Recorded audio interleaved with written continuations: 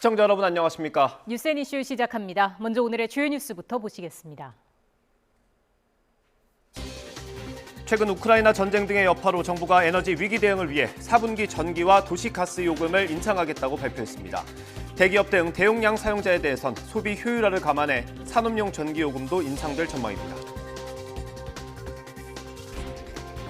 여당의 반발 속에 박진 외교부 장관에 대한 해임 건의안을 민주당이 단독으로 처리하면서 전국이 더욱 얼어붙고 있습니다.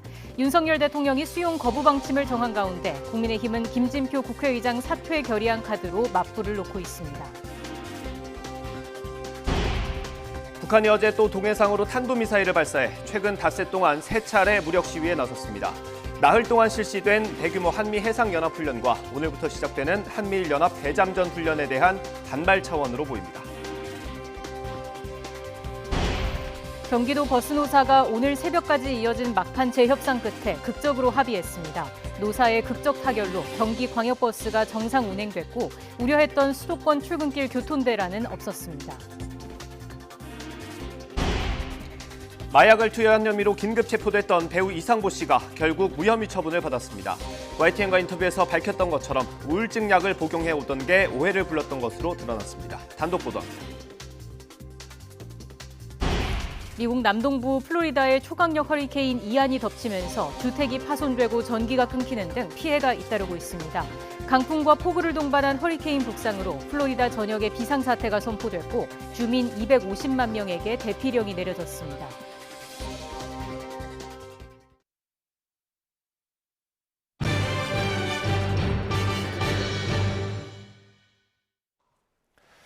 민주당이 박진 외교부 장관의 해임 건의안을 단독으로 처리하면서 전국이 경색되고 있습니다.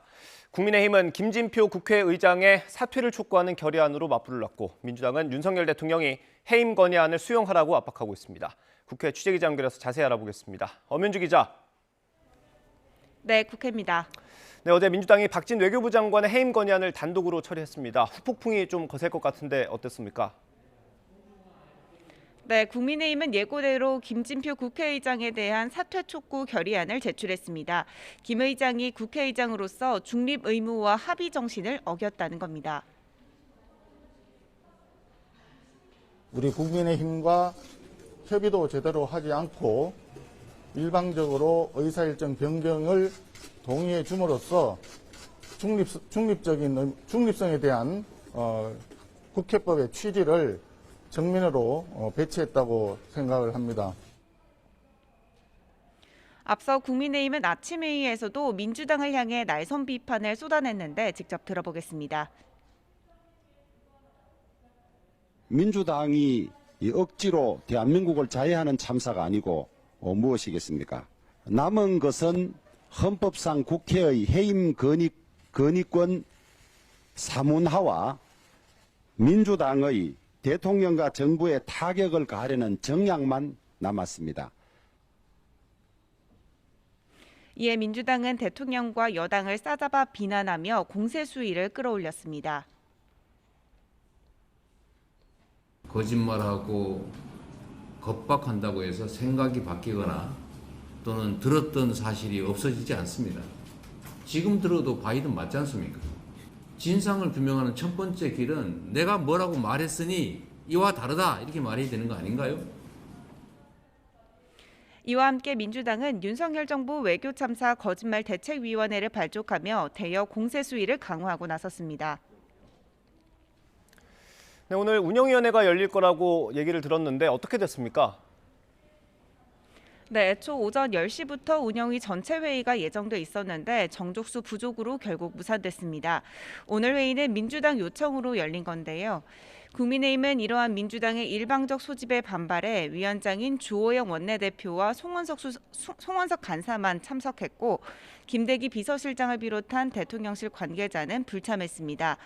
이에 대해 민주당은 강하게 규탄했는데 국민적 관심사가 있으면 소관 상임위를 열어 정부 입장을 보고받는 것이 국회의 기본 책무였다며 유감을 표했습니다. 양당 간사 간에 합의되지 않았기 때문에 의사일정을 정할 수 없다라고 하는 위원장의 의견으로 회의를 열지 못하게 되었습니다. 국민의힘에 강한 유감을 표명합니다. 이런 가운데 민주당은 대통령실 용산 이전 관련 예산을 놓고 대통령실을 강하게 압박했는데요. 윤석열 대통령이 애당초 발표한 496억 원이 아닌 1조 원이 넘는 혈세가 소요될 거라고 주장하며 지금이라도 국민에게 사과하고 청와대로 돌아가라고 촉구했습니다. 다음 달 초 시작되는 국정감사를 앞두고 여야의 강대강 대치는 더욱 격화될 전망입니다. 지금까지 국회에서 YTN 엄윤주입니다. 국회에서 해임 건의안이 통과된 박진 외교부 장관은 외교가 정쟁이 돼선 안 되고 국익과 국격을 우리 스스로 지켜야 한다고 강조했습니다. 네, 오늘 오전 기자실을 방문해 착잡한 심정을 토로했습니다. 직접 들어보시겠습니다. 우리 정치가 어쩌다 이런 지경까지 왔는지 참 착잡한 심정이 들었습니다. 요 며칠 사이에 밤잠을 설쳤습니다. 저는 우리의 국익과 국격은 우리 스스로 지켜야 한다고 생각을 합니다. 그렇기 때문에 야당의 질책은 그런 국익 외교를 더욱 잘해달라는 그러한 차원에서 경청하겠습니다. 지금은 정쟁을 할 때가 아니고 국익을 생각할 때입니다. 내일부터 전기와 가스 요금이 오릅니다. 가스 요금이 얼마나 오르는지는 조금 전에 발표됐고 전기 요금은 오후에 나옵니다. 정부는 대기업 같은 대용량 사용자에 대한 산업용 전기 요금도 올리기로 했고 에너지 절약 대책까지 내놨습니다. 취재기자 연결해서 자세한 소식 알아보겠습니다. 이승윤 기자. 네, 경제부입니다. 네, 조금 전 비상경제대책회의에서 발표된 내용 자세히 전해주시죠. 네, 정부는 누적된 요금 인상 요인을 단기적으로 반영해 가격 기능을 회복함으로써 자발적인 수요 효율화를 유도하겠다고 밝혔습니다. 먼저 전기요금은 연료비 증가분을 요금에 반영하되 4분기는 물가 상황과 서민 생활을 고려해 적정 수준으로 조정한다는 방침입니다. 특히 300kW 이상 대용량 사용자는 부담 능력과 소비 효율화 효과를 감안해 추가 조정을 하기로 했다고 설명했습니다. 이에 따라 에너지 다소비 기업이 전기요금을 더 부담하도록 산업용 전기요금을 차등 인상하는 방안이 오늘 오후에 발표될 전망입니다. 이와 관련해 어제 장영진 산업통상자원부 1차관은 대기업들은 산업용 전기의 50%를 쓰는데 영업 실적이 괜찮고 정유사는 횡재세 얘기도 나온다며 지금 원가의 70% 정도로 공급하는데 그걸 더 내게 하는 게 맞지 않나 싶다고 언급하기도 했습니다. 정부는 물가와 민생 여건을 감안하되 내년부터는 원가 요인을 반영해 요금의 단계적 정상화를 추진한다고 밝혔습니다. 또 대기업의 농사용 요금 적용 배제 등 특례, 할인 제도를 정비해 요금제를 합리화하겠다고 설명했습니다. 이어 이번 전기요금 인상으로 인한 장애인 등 에너지 취약계층의 요금 부담 증가를 완화하도록 318억 원 규모의 복지 할인을 확대하고 뿌리 기업 등에는 에너지 효율화를 지원하겠다고 소개했습니다. 구체적인 전기요금 인상 내용은 오늘 오후 4분기 전기요금의 연료비 조정 단가 발표 때 공개될 예정입니다. 전기요금은 기본요금 그리고 전력량 요금, 기후환경 요금, 연료비 조정 요금 등으로 구성되어 있는데 연료비 조정 요금은 분기마다 조정됩니다. 한국전력추산에 따르면 올해 대규모 적자를 해소하려면 킬로와트 시당 260원 이상 전기요금을 올려야 하고 4분기 손익분기점을 맞추려면 킬로와트 시당 50원을 올려야 하는 상황입니다. 한전은 오늘 오전 연료비 조정 단가 인상 폭과 관련해서 약관 개정을 위해 이사회를 개최했습니다. 한전의 약관에 규정된 연료비 조정 단가 상한폭을 조정하려면 한전이 먼저 이사회를 소집해 약관 변경을 승인한 뒤에 산업부 산하 전기위원회의 심의와 산업부 장관의 승인을 거쳐야 합니다. 네, 가스 요금은 얼마나 오릅니까? 네, 정부는 LNG 수입 단가 상승세 지속으로 인상이 불가피하다면서 내일부터 주택용과 일반용 도시가스 요금이 메가줄당 2.7원 인상된다고 설명했습니다. 쉽게 설명하면은 한 16에서 17% 정도 오른다고 보면 됩니다. 러시아와 우크라이나 전쟁, 유럽 가스 공급 차질 등으로 LNG 시장이 불안해지고 있죠. 그래서 국제 가격도 높은 추세를 유지하고 있는데 최근 환율까지 급등하면서 천연가스 수입 단가 상승이 지속되고 있다는 점을 반영했습니다.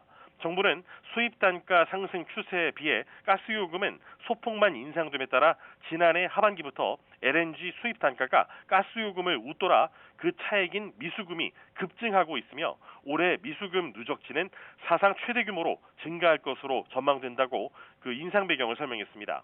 또 미수금이 지나치게 누적될 경우에 이 동절기 천연가스 도입 대금 조달이 어려워지고 천연가스 수급에도 차질이 발생할 우려가 있어서 최소한의 수준에서 가스 요금 인상을 불가피하게 결정했다고 소개했습니다.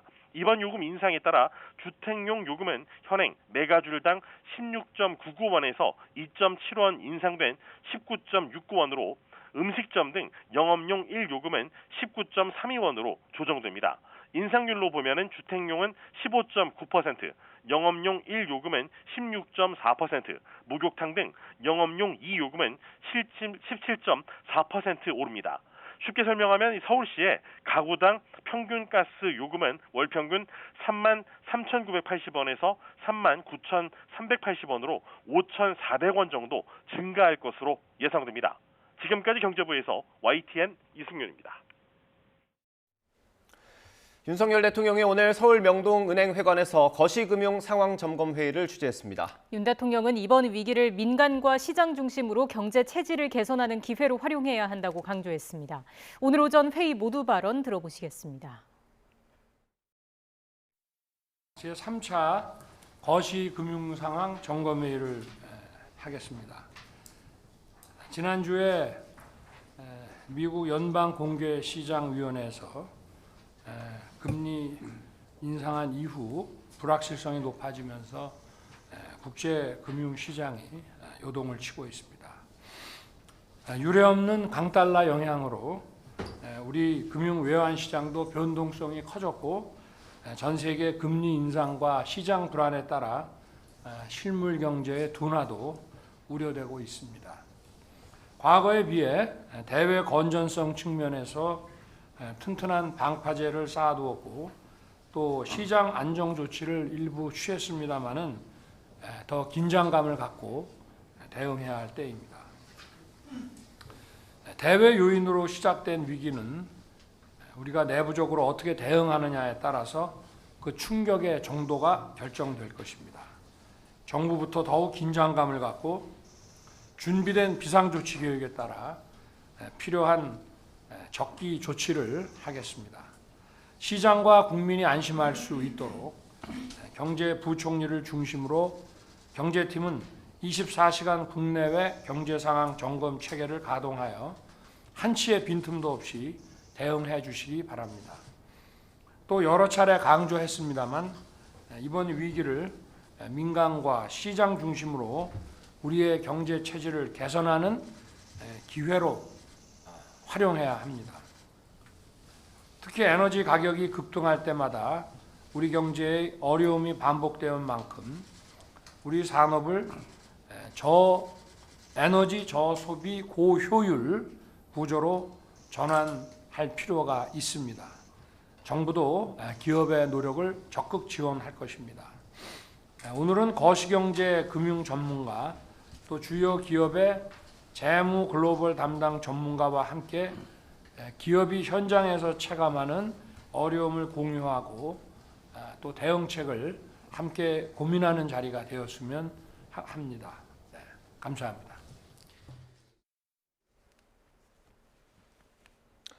미국 뉴욕 증시가 상승 하루 만에 다시 추락했습니다. 금융시장이 여전히 불안한 상황에서 시가총액 1위인 애플 주가 하락이 결정타가 됐습니다. 류재복 기자의 보도입니다.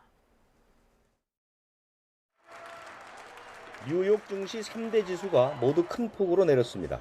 나스닥은 2.84%까지 떨어졌고 2.11% 내린 S&P 500 지수는 또다시 올해 최저를 기록했습니다.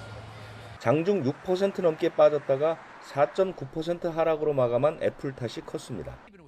애플은 신형 휴대전화 증산 계획이 철회되고 투자 의견마저 하향 조정되면서 힘을 쓰지 못했습니다. 미국의 고강도 긴축과 유럽발 경기 침체 공포는 오히려 커지는 모양새입니다. 하루 전 긴급 국채 매입을 발표해 주가 상승을 이끌었던 영국은 트러스 총리의 감세한 고수 입장이 나오면서 시장에 악영향을 미쳤습니다. 독일과 프랑스 등 유럽 증시도 일제히 2% 가까이 내렸습니다. It's a real concern about the resolve of European central banks to fight inflation, and particularly the UK, and how that might spread to others. 미국 연방준비제도의 금리 인상 기조 역시 흔들리지 않고 있습니다. 연준 관계자들은 인플레이션을 잡기 위한 추가 금리 인상을 예고하는 발언을 잇따라 내놓고 있습니다. 결국 주식시장을 압박하는 요인이 굳건한 데다 그 여파가 애플 같은 거대 기업마저 흔들면서 침체 국면은 이어질 가능성이 크다는 게 전문가 분석입니다. YTN 유재복입니다. 뉴욕 증시 급락 등의 영향으로 코스피가 개장 뒤 낙폭을 키우면서 연 저점을 갈아치웠습니다. 오늘 오전 9시 55분을 기준으로 코스피는 어제 종가보다 1.51% 하락한 2138.06으로 거래를 이어가다가 정오 들어서 보합세를 나타내고 있습니다.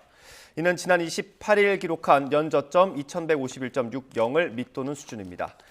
반면 원달러 환율은 6원 넘게 하락으로 출발해 1430원 초반에서 움직이고 있습니다. 서울 황학동에 있는 주방거리가 일상으로 회복하면서 또다시 한번 시름에 빠졌습니다. 치솟는 물가에 창업하는 사람을 찾기가 어렵고 폐업도 여전히 많기 때문입니다. 현장에 취재기자 나가 있습니다. 김철희 기자. 네, 황학동 주방거리에 나와 있습니다. 네, 요즘 고물가의 경제 상황도 나쁜데 주방거리 사정도 좋지 않다고요? 네, 간간히 지나다니는 사람이 보이기는 하지만 사람이 그다지 많진 않습니다. 가게마다 손님보다는 이렇게 곳곳에 주방용품들이 가득 쌓여있는 모습을 확인하실 수가 있는데요. 최근 고물가의 경제 사정이 나빠지면서 전망도 그렇게 밝진 않습니다. 처음 일상 회복이 시작되던 때만 해도 잠깐 창업이 느는 조짐이 보이긴 했었는데요. 하지만 물가가 치솟으면서 반짝 열풍인에 사그라들었습니다. 고물가 시대에 섣불리 자영업을 시작하기 꺼려지기 때문입니다. 최근 창업했을 물건을 구하러 온 사람이 딱 한 명 있었다는 사장님 이야기도 전해 들을 수 있었습니다. 일상 회복이 끼친 또 다른 풍경도 있었는데요. 바로 코로나 때 유행하던 배달 전문점과 공유 주방 등이 많이 사라지고 있다는 겁니다. 사람들이 다시 자유롭게 밖을 다니면서 홀 영업으로 돌아가려는 시도가 덩달아 늘어난 건데요. 배달 전문점이나 공유 주방 업종에서 쓰던 폐업 물건은 쏟아지는 반면 홀 운영에 필요한 집기를 사기 위해 주방 거리를 찾는 사람은 상대적으로 늘었습니다. 다만 업종을 바꾼다고 해도 새로 창업하는 것보다는 필요한 물건이 적은데요. 이 때문에 황학동 주방거리 물건 회전율 역시 코로나 때와 비슷하거나 오히려 떨어졌다는 이야기도 나옵니다. 물건이 팔리는 속도가 절반 넘게 뚝 떨어졌다는 가게도 있었는데요. 그나마 코로나 땐 지원금을 의지하거나 배달업종으로 변경해 생계를 이어나갈 수 있었지만 지금처럼 경제가 안 좋은 건 지원도 안 될 뿐더러 업종을 바꾼다고 해도 고물가 상황이 바뀌는 건 아닌 만큼 자영업자들과 주방거리의 한숨이 덩달아 깊어지고 있습니다. 지금까지 황학동 주방거리에서 YTN 김철입니다. 최근 코스피가 급락하면서 돈을 빌려서 주식을 산 투자자들에 대해 증권회사들이 대거 반대 매매에 나섰습니다. 또 외국인 자금의 이탈이 이어지면서 코스피에서 외국인이 차지하는 시가총액 비중이 금융위기 이후 처음으로 30% 선으로 내려왔습니다. 보도에 박병한 기자입니다. 코스피 지수가 연초보다 800포인트나 하락하자 돈을 빌려 주식 투자에 나선 계좌의 반대 매매가 급증하고 있습니다. 반대 매매는 투자자가 외상으로 산 주식이 하락해 담보 비율을 유지하지 못하면 증권사가 주식을 강제로 처분하는 겁니다. 9월 26일 기준 국내 5개 증권사의 담보 부족 계좌 수는 15,000여 개로 9월 초에 5,000여 개와 비교해 3배나 늘었습니다. 소액 주주들은 주가 하락의 주범으로 공매도를 지목하며 금융위원회를 찾아 항의 시위를 벌이기도 했습니다. 우리나라 공매도 세력은 개인 대비 39배 수익을 가져가는데요. 개인 투자자 재산 탈취 수준입니다. 국민 피해를 줄이기 위해 당국은 공매도 금지 등 증시 안정 대책을 즉각 시행해야 합니다. 외국인 자금 이탈도 본격화되고 있습니다. 외국인은 9월 1일부터 27일까지 코스피 시장에서 2조 3,500억 원, 코스닥 시장에선 4,800억 원 어치 주식을 순매도한 것으로 나타났습니다. 한국의 주식시장에서 아무리 이득을 봐도 그거를 결국은 달러화로 환전해서 외국인 투자자들이 가져나가야 되는데 달러화 환전할 때 환차손이 더 커질 거로 예상을 하는 거죠. 그러니까 지금 바로 한국 주식을 팔고 빠져나가자. 이래서 외국인 투자 자금이 급격하게 주식시장에서 빠져나가는 것이고요. 이에 따라 코스피 시가총액에서 외국인의 비율은 30.6%로 13년 1개월 만에 가장 낮은 수준으로 떨어졌습니다. 2020년 2월 외국인 비율이 39.2%였는데 불과 2년 반 만에 9%포인트 가깝게 줄었습니다. 금융당국은 단기 자금을 투입해 지수 급락을 억제하는 정권시장 안정펀드를 재가동하기 위한 준비에 들어갔습니다. 이와 함께 다시 한번 공매도를 전면 금지하는 조치를 검토하는 것으로 전해졌습니다. YTN 박병헌입니다. 네, 조금 전에 들어온 소식 전해드리겠습니다. 이른바 계곡 살인으로 불리는 사건에 이은혜와 조현수에게 무기징역이 구형됐습니다. 검찰이 오늘 결심 공판에서 이은혜와 조현수 두 사람에게 무기징역을 구형했습니다. 두 사람은 지난 2019년 6월 피해자 윤모 씨를 계곡에서 숨지게 한 혐의를 받고 있습니다. 오늘 검찰이 결심 공판에서 각각 무기징역을 구형했다는 소식이 들어왔습니다. 네, 다시 한번 전해드리겠습니다. 이은혜와 조현수 계곡 살인 사건으로 구속 기소가 됐죠. 1심 결심 공판이 오늘 오전에 열렸습니다. 지난 2019년 6월 30일 경기 가평군 용소계곡에서 피해자 윤모 씨가 숨진 지 만 3년 3개월 만이었습니다. 검찰이 이은혜와 조현수에 대해서 무기징역을 구형했다는 소식입니다. 자세한 내용은 또 정리가 되는 대로 이어서 전해드리겠습니다. 마약을 투약한 혐의로 긴급 체포됐던 배우 이상보 씨에 대해서 경찰이 혐의가 없다고 판단했습니다. 이 씨는 YTN과의 통화에서 마약을 하지 않아 당연한 결과라면서도 너무 힘든 시간을 보냈다고 토로했습니다. 취재기자 연결합니다. 윤성훈 기자. 네, 사회일보입니다. 네, 배우 이상보 씨가 마약 투여 의혹에서 벗어나게 됐군요. 네, 경찰은 배우 이상보 씨가 마약을 투여한 혐의가 확인되지 않아 불송치한다고 밝혔습니다. 국가수가 이 씨의 소변과 모발 등을 정밀 감정한 결과 향정신성 물질 반응이 나타났지만 긴급 체포의 근거가 됐던 모르핀 성분은 검출되지 않았습니다. 경찰은 감정 결과와 이 씨의 우울증 약 처방 내역을 종합할 때 마약을 투여한 것으로 보기 어렵다고 판단했습니다. 이런 결과를 통보받은 이 씨는 YTN과의 통화에서 복잡한 심경을 밝혔습니다. 이게 솔직히 저는 정말 마약을 안 했기 때문에 당연한 결과라고 생각하는데 아직 뭐 피부로 와닿거나 이러진 않아요. 기다리고 있던 결과가 나왔기 때문에 너무 다행이라고 생각을 하고 너무 힘든 시간을 제가 보내고 있어서 앞서 이 씨는 지난 2009년 아버지가 돌아가신 뒤 우울증이 시작됐다고 설명했는데요. 그 뒤로 누나와 어머니까지 사고로 숨지면서 증상이 심해져 항우울증과 항불안증 약물 복용을 늘리며 치료를 받던 상태였습니다.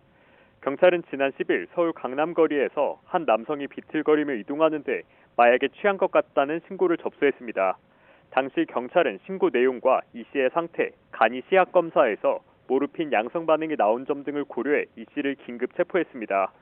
그러나 이후 수사 과정에서 마약을 투약하지 않았을 수 있다는 정황이 드러나면서 이틀 만에 석방됐습니다.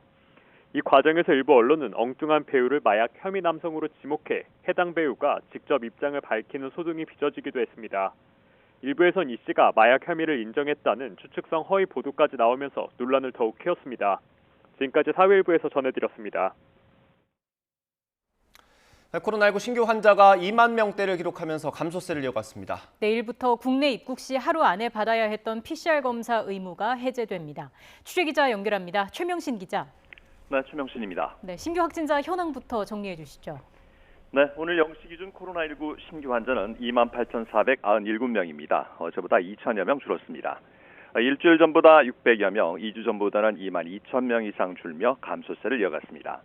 금요일 기준으로는 지난 7월 8일 이후 12주 만에 최저치입니다. 위중증 환자는 전날보다 11명 줄어든 352명으로 사흘 연속 300명대를 기록했습니다. 사망자는 하루 사이 42명 늘어 누적 28,406명이 됐습니다. 정부는 코로나19 재유행이 확연한 감소세를 이어가자 입국 관련 추가 방역 완화 조치를 발표했습니다. 정부는 해외 유입 확진율이 8월 1.3%에서 9월 0.9%로 낮아진 점, 그리고 현재 우세 중인 BA.5 변이의 치명률이 낮은 점 등을 고려해 내일 0시 입국자부터 입국 후 하루 이내에 받아야 했던 PCR 검사 의무를 해제하기로 했습니다. 앞서 입국자 격리 의무 해제와 입국 전 검사 해제가 시행된 데 이어서 이번 조치로 국내 입국 관련 코로나19 방역 조치는 모두 사라지게 됐습니다. 정부는 대신 입국 후 3일 이내 검사를 원하는 사람은 보건소에서 무료로 PCR 검사를 받을 수 있다고 설명했습니다. 다만 치명률이 높은 변이가 발생하는 등 입국 관리 강화가 필요한 경우엔 PCR 검사체 도입을 검토하겠다고 강조했습니다. 이와 함께 요양병원과 요양시설에서의 대면 접촉 면회가 다음 주 화요일부터 재개됩니다. 이들 시설을 방문하는 방문객은 면회 전에 자가 진단 키트를 통해 음성임이 확인되면 언제든지 대면 접촉 면회를 할 수 있습니다. 또 지금까지는 외래 진료가 필요한 입소자에 한해 외출이 허용됐지만 백신 4차 접종을 마친 어르신 등은 외출과 외박이 허용됩니다. 지금까지 사회부에서 YTN 최명순입니다. 오늘 한미일 3국의 연합 대잠수함전 훈련이 시작됐습니다. 독도에서 150km 정도 떨어진 해상에서 우길기가 걸린 일본 함정과 군사훈련을 하면서 비판도 제기되고 있습니다. 취재기자 연결합니다. 신준명 기자. 네, 국방부입니다. 네, 지금 한미일 3국의 해상연합훈련이 실시되고 있죠? 네, 그렇습니다. 우리 해군은 오늘 동해 공해상에서 미 전력과 함께 대잠수함전 훈련을 실시하고 있습니다. 훈련은 오늘 이른 오전 시작돼서 늦은 오후까지 진행될 예정입니다. 3국이 참여하는 대잠전 훈련은 이번이 두 번째입니다. 지난 2017년 처음으로 실시된 이후 5년 만입니다. 한국 해군 구축함 문모대왕함과 미 해군 로널드 레이건함, 순양함 챈슬러스빌함과 구축함 베리함이 투입됐고 일본 해상자위대에서는 구축함 아사히함이 참가했습니다. 미국 제5항모강습단장 마이클 도넬리 준장이 지휘하는데 각국 전력은 미국의 핵잠수함 아나폴리스함을 북한의 잠수함으로 가정해서 탐지하고 추적한 뒤 정보를 상호 교환하는 방식으로 훈련할 계획입니다. 해군은 이번 훈련에 대해 잠수함 발사 탄도미사일 능력 고도화 등 커지고 있는 북한의 잠수함 위협에 대한 대응 능력을 강화하는 목적이라고 설명했습니다. 하지만 일본 해상자위대가 자유롭고 열린 인도태평양의 실현을 위해 훈련을 벌인다고 이미 밝혔다는 점에서 일본은 이번 훈련을 통해 북한을 넘어 중국까지 견제하는 목적도 고려하고 있는 것으로 보입니다. 네, 그런데 일본 자위대가 독도 인근에서 같이 훈련한다는 점이 좀 논란이 되는 것 같습니다. 그렇습니다. 한미일이 훈련 중인 해역은 독도에서 동쪽으로 150km 정도 떨어진 공해상입니다. 지난 2017년 훈련은 제주도 남쪽 먼바다에서 실시됐던 것과는 차이가 있는데요. 군 당국은 북한 잠수함의 활동 예상 해역을 고려해서 훈련 장소를 정했다고 설명했습니다.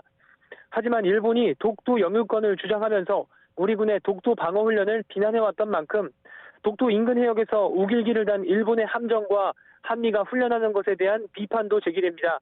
앞서 더불어민주당 안규백 의원은 한미일 3국 해상훈련 사실을 자신의 SNS를 통해 공개하면서 유사시 한반도 문제에 일본 해상자위대의 개입을 허용하겠다는 것인지 윤석열 정부의 안보관에 의문을 던지지 않을 수 없다고 주장했습니다. 지금까지 국방부에서 전해드렸습니다.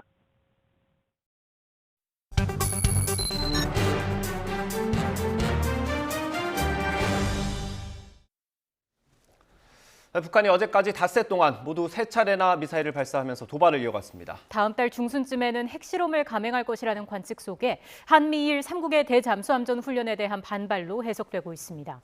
북한의 의도와 전망까지 전문가와 함께 짚어보겠습니다. 박원곤 이화여대 북한학과 교수 나오셨습니다. 어서 오십시오. 어서 오십시오. 안녕하세요. 예. 북한이 닷새 동안 3차례나 미사일을 발사했습니다. 이게 모두 단거리 탄도 미사일이더라고요. 이거는 한미 연합훈련에 대한 반발 성격으로 볼 수 있습니까? 네, 큰 틀에서는 당연히 연합훈련, 특히 그 미국의 항모 전단이 온 것에 대한 그런 반발이다라고 판단이 되는데요. 이건 이전과는 다르게 저는 좀 심각하다라고 생각을 합니다. 네. 왜냐하면 이전에 북한이 한미 간의 연합훈련을 하는 기간 동안에는 도발을 최대한 삼가했습니다. 예. 특히 미국의 항공모함 전단이라는 것은 미국이 한국한테 투사할 수 있는 이런 전략 자산 중에는 가장 높은 수준이거든요. 전단이 항공모함만 들어오는 것이 아니라 핵 잠수함도 들어오고 거기에 핵 타격 능력을 다 갖고 있습니다. 예. 그렇기 때문에 북한 입장에서는 항모 전단이 들어왔을 경우에는 한 번도 도발을 한 적이 없습니다. 근데 이번이 첫 사례거든요. 예. 그것도 사실은 지금 3번을 연속해서 그렇게 자신들의 미사일을 쐈다라는 것은 이게 나름대로 좀 심각한 의미가 있다라고 생각이 듭니다. 이전과는 분명히 좀 다른 분위기인 것 같다라는 점에 주목할 필요가 있을 것 같고 발사 시간대도 우리가 평소에 좀 알던 것과는 차이가 있더라고요. 이전에 좀 새벽 시간대 많이 쐈잖아요. 어제와 그제는 저녁이었고요. 그렇습니다. 그것도 의미가 있고 예. 쏜 장소도 다 달랐죠. 그러니까 그거는 이번에 쏜 게 뭐 KN-23이라고 네. 불리는 이 이스칸데르급이다라는 게 첫 번째, 두 번째 발사하는 거고 뭐 어제 그 밤에 발사한 거는 이게 KN-24라는데요. 근데 어쨌든 중요한 것은 이 미사일은 공통된 특징이 있는 게 네. 일단은 핵을 탑재할 수 있는 미사일이다. 그리고 두 번째는 이미 실전 배치가 됐다라는 거죠. 예. 그렇기 때문에 시간이 다 다르다는 것은 보통은 개발 단계에서는 낮에 쏩니다. 예. 그렇기 때문에 그런데 개발이 완료됐으면은 전장 환경에 맞춰서 쏘는 거기 때문에 전쟁을 하다 보면은 뭐 밤이 될 수도 있고 비가 올 수도 있지 않습니까? 네. 그렇기 때문에 북한이 굉장히 여러 시간에 맞춰서 쏜 거고요. 장소가 다른 데서 쏜다라는 것은 네. 그만큼 자신들의 그 핵 미사일을 탐지 식별하기가 어렵다는 것을 보여주는 거죠. 이 텔이라고 불리는 이동형 발사대를 움직였는데 네. 사실은 북한이 텔을 뭐 한 200개까지 갖고 있다라고 알려져 있습니다만 보통 미사일을 쏠 때 기만 활동을 합니다. 예. 여러 군데서 텔을 보여주죠. 그렇다면 한미 정보 자산이 그것을 보는 게 식별을 하더라도 그게 어렵죠. 어디서 거기서 움직일까? 네. 그러니까 북한이 이 모든 것들을 포함해서 한 것은 또 확실한 정치적인 목적도 있다라고 판단이 되는데 그만큼 자신들은 핵을 완전히 보유하고 실전 배치되고 타격 능력을 갖고 있다. 그래서 가장 강력한 미국의 전략 자산이 들어와도 소용없다. 그러니까 본인들의 핵 보유국으로 인정해라. 라는 그런 메시지가 저는 이 안에 담겨 있다고 생각이 듭니다. 결과적으로는 자기들의 능력을 과시한 성격이었네요. 그렇습니다. 이번에는 일종의 그 어떤 발전 단계에 있는 것은 아니고 전술적인 목표가 있었죠. 물론 이 미사일들이 함정을 공격하는 미사일은 아니고 지상 목표를 공격하는 미사일입니다. 예. 근데 그럼에도 한반도에 전쟁이 발생했을 경우에는 미국 증원군이 들어오는데 그것이 이제 항만이나 공항을 통해서 들어오지 않습니까? 예. 그 곳을 다 자신들이 타격할 수 있다라는 것이고요. 특히 KN-23 같은 경우에는 이른바 회피 기동을 하기 때문에 네. 기존의 한국이나 미국이 갖고 있는 미사일 방어 체계로 막기가 굉장히 어렵습니다. 그러니까 이런 모든 것들을 자신들의 능력을 과감하게 보여줬다. 그렇게 생각이 됩니다. 능력을 과시하기 위한 것이었다. 최근에 해리스 미 부통령이 방한하지 않았습니까? 어제 다시 돌아가자마자 또 미사일을 쐈단 말이에요. 이것도 영향을 좀 받았다고 볼 수 있을까요? 그러니까 전체적으로 가장 큰 목표는 역시 항공모함. 왜냐하면 북한의 입장에서도 항공모함이 한반도에 이 영해로 들어왔다라는 것은 2017년 이후에 처음입니다. 네. 물론 북한이 이 모든 것에 자신들의 빌미를 제공을 했죠. 올해 3월 24일 모라토리움. 그러니까 자신들이 대륙간 탄도미사일과 핵실험을 하지 않겠다라는 약속을 깨고 대륙간 탄도미사일을 했지 않습니까? 예. 그러니까 북한이 거기에 반대급부로 늘 얘기하는 게 미국이 전략자산이나 연합훈련을 하지 말아라고 네. 얘기를 했는데 전략자산이 그래서 2018년까지부터 지금까지는 공개적으로 들어온 적이 없습니다. 미국. 이번에 처음으로 공개적으로 들어온 거죠. 예. 그러니까 북한의 입장에서는 이게 대북 적대시 정책의 가장 핵심이라고 늘 주장을 했으니까 거기에 대한 자신들의 대응 능력을 그렇게 보여준 부분이 있다. 그리고 나서 해리스 부통령 오고 사실 한미일 지금 조금 전에 보도 나왔습니다만 연합훈련까지 있으니까 예. 그 일련의 과정에서 자신들의 능력을 대응 차원에서 보여줬다라고 볼 수 있겠습니다. 예. 그 어제 해리스 부통령이 DMZ를 방문하지 않았습니까? 대북 메시지를 내놨는데 이건 예상했던 거랑 비교하면 좀 어떻습니까? 강한 편이었나요? 한 세 가지 핵심 메시지가 담겨 있다라고 생각이 되는데요. 첫 번째는 북한 정권의 성격 규정을 했습니다. 강한 메시지가 나왔죠. 북한은 악랄한 독재 정권이다. 예. 그리고 만연한 인권 침해가 있다라는 거고요. 두 번째는 북한 도발에 대한 경고도 있었습니다. 예. 그리고 이번에 사실 떠나고 나서 북한이 쏜 거에 대해서도 대비가 되고 있다라는 얘기를 했었고 거기에 이제 연계돼서 북한 비핵화에 대한 목표를 분명히 얘기를 했죠. 네. 미국과 한국의 공동 목표는 한반도의 완전한 비핵화다. 네. 그 세 번째가 제일 중요한 건데 DMZ를 간 것도 이것을 뭐 일종의 행동으로 보여주는데 한국에 대한 방어 공약을 예. 얘기했죠. 그래서 한국에 대한 미국의 방위 약속은 철통 같다라고도 얘기를 했고 모든 범위의 군사적 능력으로 한국을 보호하겠다. 그리고 바이든 행정부 들어서서 바이든 대통령 지난 5월 20일에 왔을 때 DMZ를 안 갔습니다. 네. 네. 그렇다면은 바이든 행정부의 최고위 인사가 간 것이고 DMZ에 간 것 자체가 뭐 당연히 북한과 가장 최전선에 있는 거기 때문에 미국이 한국을 방어하겠다는 공약을 실제적으로 보여주는 그런 행동으로 볼 수 있는 것이죠. 이 발언에 대해서 북한의 어떤 직접적인 반응이 지금 나온 거는 아니죠? 아직은 뭐 공식 반응이 나오진 않았습니다. 근데 반응이 나올 가능성도 있고 그리고 말씀드린 것처럼 이미 행동으로 자신들은 보여주고 있다. 그 미사일을 쏘므로써 뭐 해리스 부통령이 얘기한 거나 항모 정단이나 한미일 안보 협력, 한미일 그런 그 공동 훈련의 모습에도 자신들은 충분히 대응할 수 있다라는 것을 이미 보여줬다라고 그런 생각이 듭니다. 예.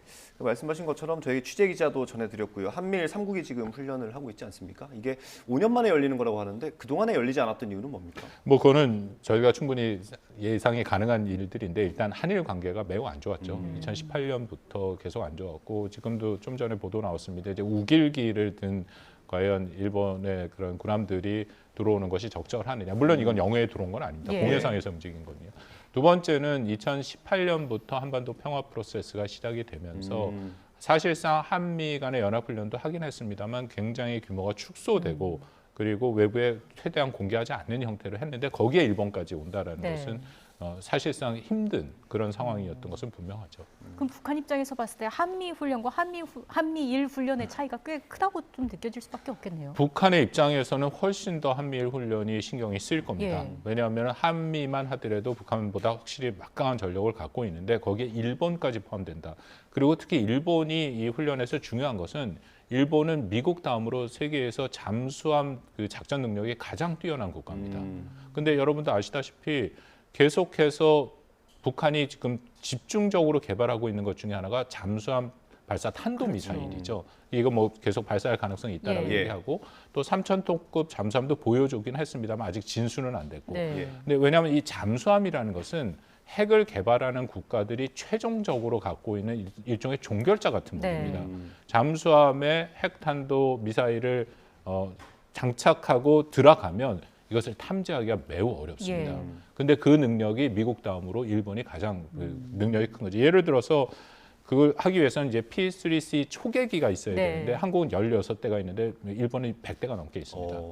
그렇기 때문에 당연히 그 넓은 바다에서 잠수함을 참는 데는 많은 국가들이 같이 협력하는 것이 중요하고 그런 측면에서 특히 또 능력이 있는 일본의 협력은 우리한테 매우 중요하죠.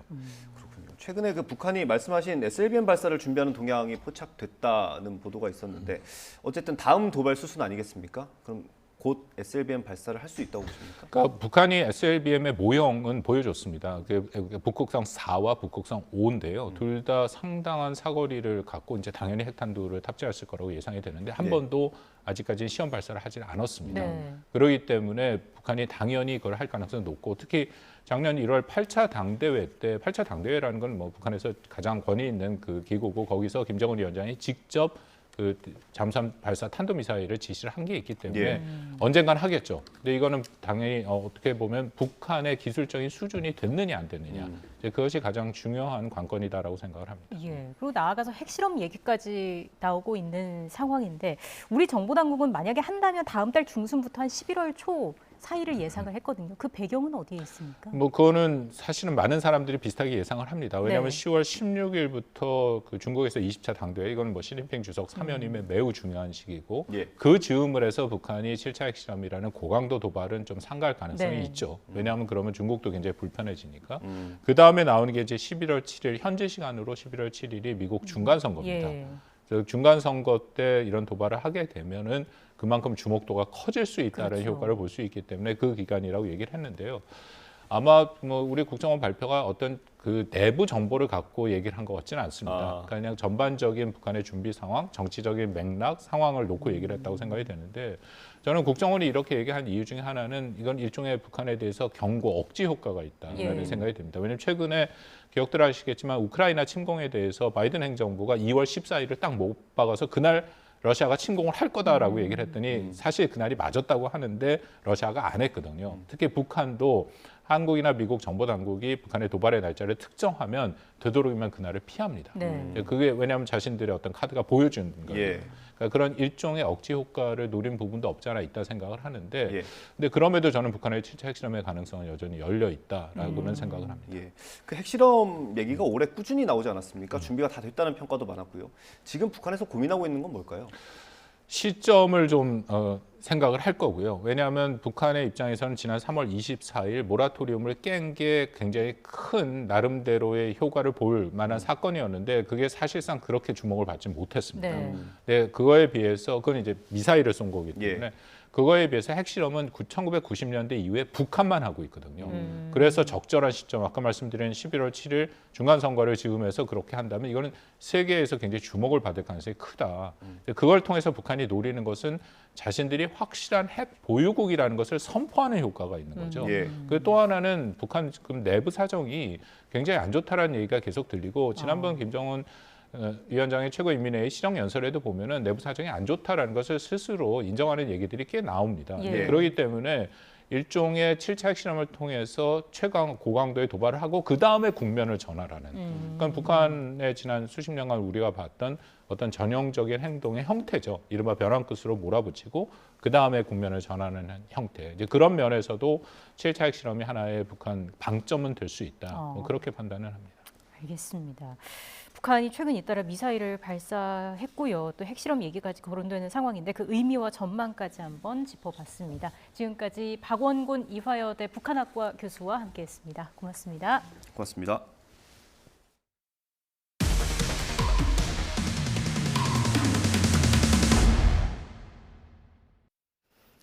이명박 정부 시절 자원 외교에 적극 참여했던 한국가스공사가 극심한 재정난을 극복하기 위해서 당시 시작한 해외 사업들 정리에 나섰습니다.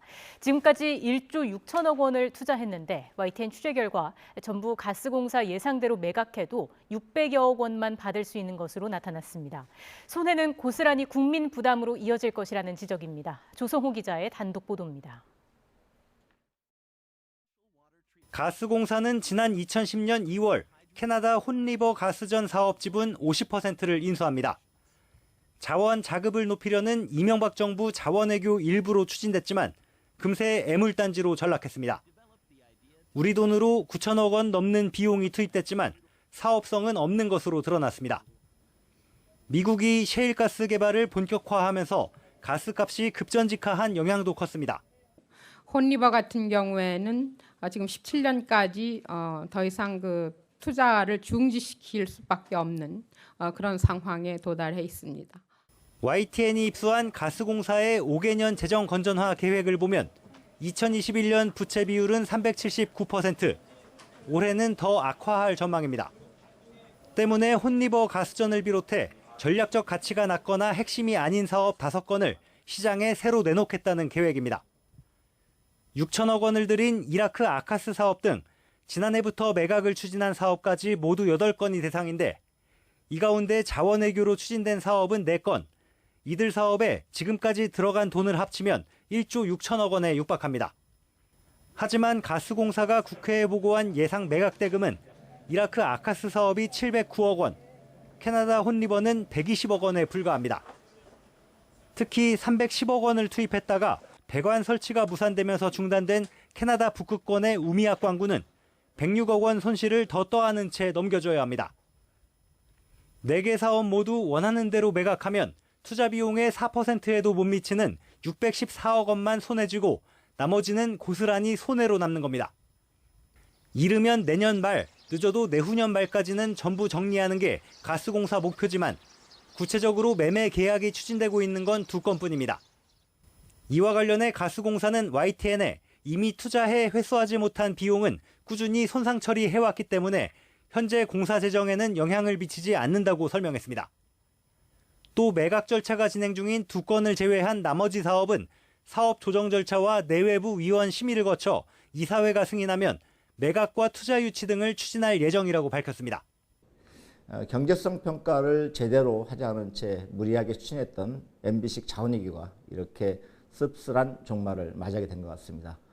이 부담은 결과적으로 국민들의 혈세 부담으로 이어질 거고요.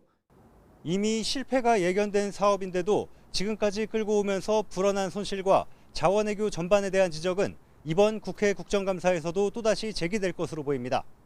YTN 조성호입니다. 이틀째 초미세먼지가 말썽입니다. 대기가 정체되면서 현재 서쪽 지역을 중심으로 공기가 탁한 곳이 있는데요. 오늘 인천과 경기 남부의 초미세먼지 농도는 종일 나쁨 수준을 오르내리겠습니다. 내일도 먼지가 쉽게 해소되지 못하겠고 중서부 지역은 계속해서 대기질이 탁하겠습니다. 호흡기 관리에 신경 써주시기 바랍니다. 먼지만 아니라면 하늘 자체는 맑겠습니다. 낮 동안 기온이 크게 오르면서 대부분 지역의 오존 농도가 짙어지겠고요. 가을볕에 자외선도 무척 강하겠습니다. 오후 2시부터 5시 사이 장시간 야외 활동을 자제해 주시는 게 좋겠습니다. 한낮에는 늦더위가 계속됩니다. 오늘 서울과 대전의 기온이 28도, 광주와 대구는 29도까지 오르면서 어제보다 1에서 2도가량 높겠습니다. 개천절 연휴가 시작되는 내일까지 맑다가 일요일에는 하늘빛이 점차 흐려지겠고요. 연휴 마지막 날인 월요일에는 중부와 전북 지역에 비가 내릴 전망입니다. 늦더위는 날씨가 흐려지면서 차츰 누그러지겠고요. 비가 내린 뒤에는 기온이 크게 떨어지면서 부쩍 서늘해질 전망입니다. 날씨였습니다. 미국 플로리다는 초강력 허리케인이 덮치면서 주택이 파손되고 전기가 끊기는 피해가 속출했습니다. 특히 60cm에 달하는 강우량을 기록하면서 플로리다 지역은 500년에 한 번 있을 법한 홍수 피해를 입을 전망입니다. 워싱턴 권준기 특파원입니다. 깃발이 찢겨나갈 정도로 강력한 폭풍우가 쉴 새 없이 불어닥칩니다. 야자수 머리가 매섭게 휘날리고 몰아치는 폭우에 도로는 침수됐습니다. 방송을 준비하던 카메라에 불 켜진 입간판이 쓰러지는 장면도 포착됐습니다. Please tell me you were recording. 허리케인이 핥히고 간 주택가는 곳곳이 파손되거나 불이 났고 강풍에 날려 곤두박질한 주택도 눈에 띕니다. 도로 표지판이 뽑혀 쓰러졌고 고속도로 아스팔트는 흉측하게 뜯겨 나갔습니다. 간밤에 급습한 허리케인에 주민들은 마음을 졸여야 했습니다. Yes, my stomach was in knots. I was kind of scared for my children and I didn't want to getting our stuff. That's all we have. 시속 250km 강풍을 동반한 허리케인 이언으로 저녁에 비상사태가 내려진 미국 플로리다. 수백만 가구의 전기가 끊기고 고난과 인명피해가 속속 접수되고 있습니다. 특히 60cm에 달하는 강우량으로 플로리다는 500년에 한 번 있을 법한 최악의 홍수 피해를 입을 것으로 전망됩니다. 이로 인해 피해 보험금 청구액이 무려 57조 원에 이를 것으로 예상됩니다. This could be the deadliest hurricane in Florida's history. We're continuing to see deadly rainfall, catastrophic storm surges, roads and homes flooded. 플로리다를 훑은 허리케인 이언은 위력이 다소 약해졌지만 동부 해안을 빠져나간 뒤 또다시 사우스캐롤라이나를 향하고 있어 아직 안심할 수 없는 상황입니다.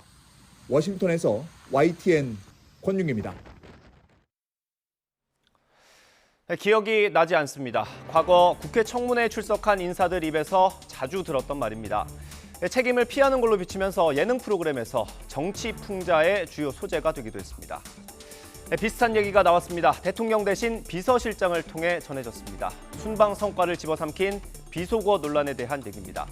지나가듯 한 말이라서 기억이 나지 않는다는 취지입니다. 사실상 마지막 해명일 수도 있습니다. 이 XX라는 비속어는 기억이 안 나지만 바이든은 또 아니라고 합니다. 그러면서 가짜 뉴스라고 언급했습니다. 뭐가 진짜고 가짜인지 명확한 근거는 내놓지 않았습니다. 이 발언이 있었던 지난 22일 대통령실 관계자는 비속어에 대한 우려를 알고 있다고 했습니다. 비서실장 설명과는 또 다릅니다. 왜 달라졌는지 이 설명도 필요합니다.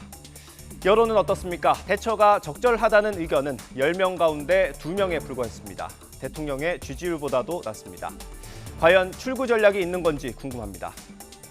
논란이 시작된 지 벌써 일주일이 넘었고 정치권에선 대리전이 한창입니다. 한쪽은 MBC를 고발했고 다른 쪽은 외교부 장관의 해임 건의안을 처리했습니다. 나라 살림을 심사하고 행정부를 감시할 시간이 정쟁으로 채워지고 있습니다. 민생의 시간은 줄고 서민들의 고통은 커질 수밖에 없습니다.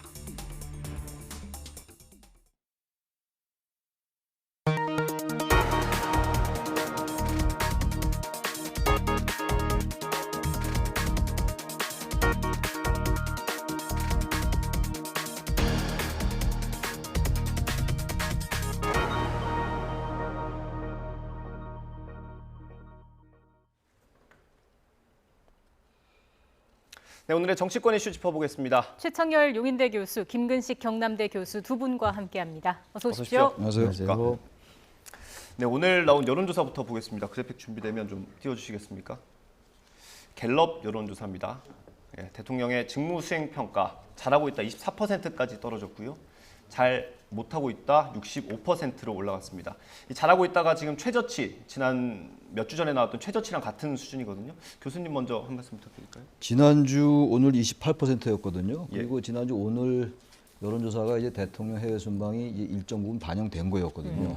근데 그리고 나서 지금 아까 쭉 설명하신 것처럼 여야간에 지금 이 뭐 이른바 비속어 논란, 해외 순방에 관련된 MBC 고발하고 또 외교장관 해임 건의하고 이런 여러 가지 논란 속에서 오히려 4% 떨어졌어요. 네. 그러니까 지금 저 여론조사 수치는 현재 여야가 물론 정쟁으로 치닫고 있습니다만 기본적으로 여권의 대응이 잘못됐다라는 걸 보여주는 거예요. 저분 뭐 어떻게 다른 말로 설명이 안 되는 네. 겁니다. 왜냐하면 지금 앞으로 말씀을 나누겠습니다만 비서고라는 거는 또 맨 처음에 대통령실의 홍보수석이 인정을 했던 거였잖아요. 예. 그리고 아까도 뭐 여권 관계자 얘기가 잠깐 나왔습니다만 그 부분 또 인정하는 거란 말이에요. 그러면서 또 일부는 또 여권 의원들은 또 아니라고 그러고 여당 의원들은. 국민들로서는 이 부분을 비판적으로 안 볼 수가 없어요. 예. 왜 이렇게 끝까지 사과를 안 하는지 모르겠는데 만에 하나 지지층 결집을 위해서 이렇게 생각했다라면 저는 그거 잘못된 전략이다. 다른 이슈가로는 보수층의 지지층 결집이 돼요. 좀 강하게 나가더라고요. 네. 근데 이번 조사는 끝까지 부인한다고 되는 게 아닌 것 같아요. 예. 그래서 이 부분은 저 지지율에서 나온 것처럼 여권이 지금이라도 생각을 바꿀 필요가 있다고 생각합니다. 실제로 PK나 TK 지역만 따로 떼어놔서 봤을 때도 잘하고 있다라고 응답한 사람이 30%대에 불과하더라고요. 지금 사실 굉장히 큰 위기죠. 그러니까 20%대를 지지율을 임기 초반에 가졌던 것이 이제 불과 얼마 전인데 예. 그래도 이제 그 뒤에 이른바 대통령실 인사 쇄신 좀 하고요. 그리고 대통령이 도어 스태핑 할 때 이제 말을 좀 정제된 발언을 좀 하는 것으로 좀 변화된 모습을 네. 보였고 그리고 그 추석 민심 지나면서 약간 조금 오름세가 있었습니다만 그렇죠. 결국 갤럽에서 20%대를 계속 유지하고 있을 뿐만 아니라 전주에 비해서 4%대가 떨어졌다고 하는 것은 분명히 이번에 이제 순방과 관련된 논란을 국민들이 다 지켜보고 나름대로 평가를 한 거라고 네. 볼 수밖에 없습니다. 그러면 최 교수님 말씀하셨습니다만 이번에 5박 7일간의 순방을 보고 국민들이 4%포인트 지지를 철회한 그 국민들의 판단은 무엇이었겠느냐. 뭐 일단 주관식 질문에도 그 갤럽에 대한 예. 그 답변이 있었습니다만 국익에 도움이 별로 되지 못했다. 네. 그다음에 말 논란이 너무 좀 그래서 실언이 있다. 예. 그다음에 뭐 고집이 너무 세다. 뭐 이런 등등의 이유 같아요. 그래서 저는 지금 그 지지율이 떨어지고 24%라고 하는 또 최하의 기록들을 다시 확인한 것에 대해서는 대통령뿐만 아니라 대통령실 그리고 우리 집권 여당이 이러한 국민 여론의 하락세라는 것을 매섭게 보고 받아들이고 이 부분에 대해서 어떻게 반응해야 될지를 네. 심각하게 고민할 때다. 대통령이 이걸 특정 언론사의 자막 조작이다라고 규정을 하고 나는 비속어 말한 거에 대해서는 사과할 생각이 없다라고 정리를 해버려도 예. 대통령실에서는 그러시면 안 됩니다라는 이야기를 할 수 있는 용기가 있어야 되고요. 집권 여당은 더더구나. 대통령실 그래도 모시는 참모니까 대통령 뜻을 따를 수밖에 없는 상황이라고 한다면 네. 집권 여당은 대통령이 잘 갈 수 있도록 조언을 하나 해야 되는 거 아니겠습니까? 예. 그리고 민심을 반영하는 통로가 바로 정당인데 그걸 포기하고 집권 여당이 나서서 대통령의 그런 잘못된 어떤 방향에 대해서 졸졸졸 따라다니만 하면 이게 되겠습니까? 저는 그러면서 지금 대통령실 집권 여당이 이 갤럽 조사의 이 따가운 이 수치에 대해서 정말 각성해야 된다고 생각합니다. 예. 지금 24% 지지율이 8월 초에 한번 나왔고 이번에 또 나온 겁니다. 저희가 그래픽 하나 더 준비했는데 부정평가 이유 아까 말씀들 해주셨는데 이게 이번에 설문에 있었던 모양입니다. 한번 볼까요? 부정평가를 보면요. 외교에 대해서 좀 부정적으로 평가하는 분들이 많았고요. 새로 생긴 것들이 발언 부주의 그리고 제가 좀 유심히 본 건 진실하지 않음이라는 부분이에요. 이게 그러니까 대통령실의 해명이 이게 제대로 안 됐다는 뜻 아닐까요? 해명이 잘 받아들여지지 않는 거죠. 쉽게 얘기해서 그 앞에 나오는 그 비서고는 많은 사람들이 인정하는 거잖아요. 아까 제가 말씀드렸잖아요. 대통령실이 맨 처음에 홍보수석이 이에 대해서 바이든이 아니라고 얘기할 때 이미 네. 그 얘기는 인정했던 거예요. 그리고 나서 말이 계속 바뀌잖아요, 지금. 다시 말하면 신뢰할 수 없는 거예요. 그 정직하지 않다면 정직이라는 단어까지 동원할 필요도 없이 도대체가 그 말은 그렇게 들리는데 예. 이제 대통령은 이제 그런 말 한 기억이 없다 그러니까 할 말은 없어요. 말씀한 당사자가 그런 얘기를 하시니 뭐 할 말은 없는데 객관적으로 그렇게 들리는데 그걸 이제 그렇게 기억이 안 난다고 얘기하고 또 별 문제 없다라고 얘기하고 이제 이른바 뭐 프레임 전환을 하려 했는지 안 했는지 모르겠습니다만 특정 방송사를 뭐 항의 방문하고 뭐 이렇게 가니까 예. 뭐 좌파 언론이다 이런 얘기가 나오고 이번 사안하고 다른 쪽으로 자꾸만 가잖아요. 예. 요즘은요 국민들이 더 똑똑해서 프레임을 바꾸려 하는구나 이거 다 알아요. 네. 프레임 전환이라는 것도 정치적으로 각 정당 정치 세력들이 필요하죠. 어떤 관점에서 이걸 바라보냐에 따라 달라지니까 뭐 그건 당연한 겁니다. 그러나 너무나 명백한 걸 가지고 자꾸만 다른 쪽으로 하면 안 된다고 좀 봐요. 지금 이제 여권의 얘기는 본질은 그게 아니라고 자꾸만 얘기하잖아요. 예. 본질이 아니라 하더라도 만약에 비서가 썼다면 거기에 대한 사과는 반드시 있어야 되는 것이죠. 근데 이거는 전혀 얘기를 안 하고 자꾸만 없던 걸로 하려 하니까 국민들이 보기에는 정직하지 않아 보이고 신뢰가 안 보인다고요. 무신분립이라는 얘기 많이 하잖아요. 그 앞에 민자가 들어가요. 맹자에 보면 민, 네. 무신분립. 그 얘기 뭐냐? 민이란 게 백성 아니에요? 지금 국민이란 말이에요. 신뢰가 없으면 정부에 대한 신뢰가 없으면 국민을 다스릴 수 없다는 얘기예요. 그 얘기가. 근데 그 부분을 왜 다 아는 얘기인데 자꾸 다른 얘기를 하냐 이런 얘기예요. 다들 하는 얘기입니다만 가볍게까지는 아니라 하더라도 이렇게 심각하게 여야가 이렇게 지금 할 문제가 아니잖아요. 예. 전 진짜 코미디 같아요, 진짜. 이걸 했니 안 했니, 뭐 바이든 말을 했니 안 했니, 그리고 지금 여야가 막 해임 건의안 내고 또 뭐 여당 의원들이 뭐 방송사 방문을 하고 항의를 하고 이런 정치가 정치입니까? 근데 어쨌든 이 발언이 나온 건 대통령이었잖아요. 예. 대통령께서 말씀을 하신 게 좀 맞다고 봐요. 늦을 때가 빠르다고 그리고 정직하고 신뢰하지 못한다는 게 좀 여론조사 아이템에 나오잖아요. 예. 그렇다면 지금이라도 정직하게 얘기하는 게 좋을 것 같아요. 그리고 그게 오히려 용기 있는 것이고 용감한 것이다라고 생각합니다. 예. 너무 언론적인 얘기긴 합니다만. 예. 앞서 김 교수님 말씀해 주신 대로 여당의 대응도 좀 잘못했다라고 보는 것 같아요. 정당 지지율도 함께 좀 보겠습니다. 그래픽 띄워주시고요. 국민의힘이 3%포인트가 떨어졌습니다. 앞서 해주신 말씀에 조금 더 첨언을 해주신다면요. 그렇죠. 그러니까 대통령의 이 외교와 관련된 발언 논란 이것이 사실상은 대통령이나 대통령실에서도 좀 억울한 면이 다소 있을 거예요. 네.